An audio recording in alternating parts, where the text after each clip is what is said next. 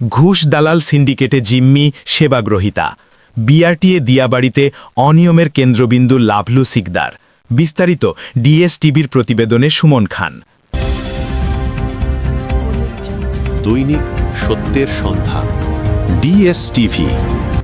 রাজধানীর উত্তরা দিয়াবাড়ি এলাকায় অবস্থিত বাংলাদেশ সড়ক পরিবহন কর্তৃপক্ষ বিআরটিএ ঢাকা মেট্রো ৩ অফিসের মালিকানা বদলি শাখাকে ঘিরে ভয়াবহ দুর্নীতির চিত্র উঠে এসেছে অনুসন্ধানে।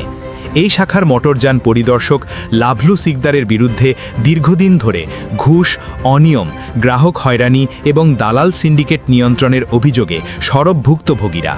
স্থানীয় সূত্র, ভুক্তভোগী গ্রাহক এবং সংশ্লিষ্টদের সঙ্গে কথা বলে জানা যায়, বিআরটিএ দিয়াবাড়ি অফিসে কোনো সেবা পেতে হলে নির্ধারিত নিয়মের বাইরে অতিরিক্ত অর্থ প্রদান যেন এক প্রকার বাধ্যতামূলক হয়ে দাঁড়িয়েছে। লাভলু সিকদারকে গণমাধ্যম কর্মী জিজ্ঞাসা করলে উত্তরে বলেন, আমি এই দিয়াবাড়ি অফিসে সপ্তাহে 2 দিন বসি আর 3 দিন আমি সচিবালয়, ওখানে কাজ থাকে। আসলেই আমার কোনো সুযোগ নেই কারো সাথে লেনদেন করার জন্য।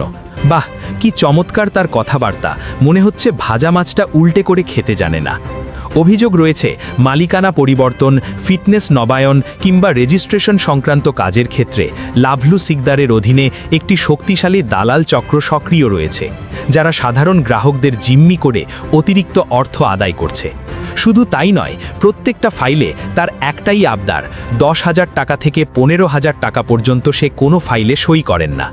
যখন কাজ ও তার কথার সাথে মিল রাখেন, তখন সে ওয়াশরুমে গিয়ে টাকার পরিমাণটা দেখে সে কাজ পরিপূর্ণ করেন। এমনটাই সরেজমিনে গিয়ে ভিডিও চিত্র ফুটেজ সহ করে পাওয়া গেছে। অনেকেই ভুক্তভোগীদের অভিযোগ, সরাসরি অফিসে গিয়ে নিয়ম অনুযায়ী আবেদন করলে নানা অজুহাতে ফাইল আটকে রাখা হয়। কখনো কাগজপত্রে ত্রুটি দেখানো, কখনো অপ্রয়োজনীয় বিলম্ব ঘটানো। এসব কৌশলে গ্রাহকদের দালালদের কাছে যেতে বাধ্য করা হয়। আর এই দালালদের মাধ্যমে কাজ করালে অতিরিক্ত টাকা দিলেই দ্রুত সেবা পাওয়া যায়। অনুসন্ধানে আরও জানা গেছে, প্রতিদিন এই শাখা থেকে লক্ষ লক্ষ টাকা অবৈধভাবে আদায় করা হচ্ছে।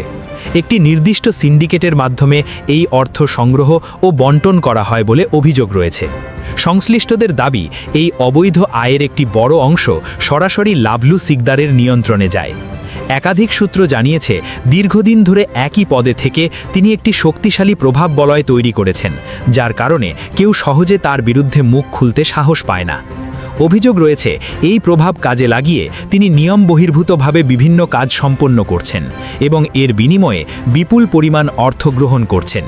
এদিকে স্থানীয় সচেতন মহল ও সেবা প্রত্যাশীরা বলছেন, বিআরটিএর মতো গুরুত্বপূর্ণ সরকারি প্রতিষ্ঠানে এ ধরনের দুর্নীতি শুধু সেবার মান নষ্ট করছে না, বরং সাধারণ মানুষের আস্থা ভেঙে দিচ্ছে।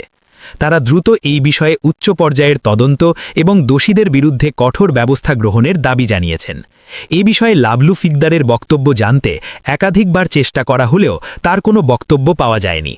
সংশ্লিষ্ট মহলের মতে, অবিলম্বে একটি নিরপেক্ষ তদন্ত কমিটি গঠন করে পুরো বিষয়টি খতিয়ে দেখা জরুরি। পাশাপাশি দালাল সিন্ডিকেট ভেঙে দিয়ে সেবাগ্রহীতাদের জন্য স্বচ্ছ ও হয়রানিমুক্ত পরিবেশ নিশ্চিত করার দাবি জানিয়েছেন তারা।